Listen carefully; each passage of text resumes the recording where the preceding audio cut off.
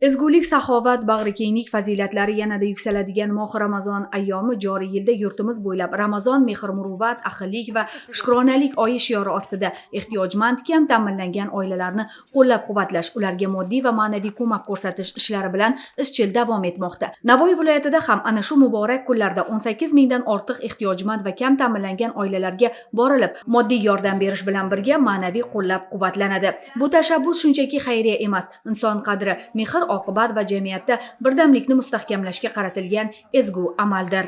Hayot mahallasida 4062 nafar aholi mavjud. Shundan ijtimoiy himoya yagona reyestrida 37 ta oila mavjud. Bu bir martalik moddiy yordam davlat ta'minotidagi oilalarimizga 1 milliondan, kambag'allik reyestrida turadigan oilalarimizga 500 mingdan fuqarolarimizga yetkazyapmiz. Nogironligi bo'lgan oilalarimizdan bittasini uyi ta'mirlab berilyapti. Xonadonida iftorlik qilib berildi.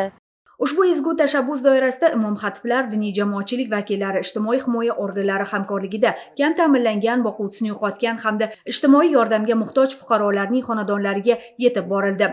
Navoiy shahrida istiqomat qiluvchi Gulandon Ruziy va birinchi guruh nogironi saxovat tashabbusida e'tibordan chetda qolmaganidan cheksiz mamnun bugun. Bu yilgi Ramazon oyi men uchun boshqacha shukukda keldi. Hozir mana yurtboshimiz meni siylabdilar, juda xursand bo'ldim. Bosh imomimiz u kishi tomonlaridan prezidentimizning g'amxo'rliklari menga yetib keldi. Juda ham xursand bo'ldim. Bir martalik moddiy yordamlar, prezidentimizning farmonlari chiqdi. Bizga o'xshagan o'sha kam nafaqa oladigan insonlarga juda ham katta yordam bo'ldi.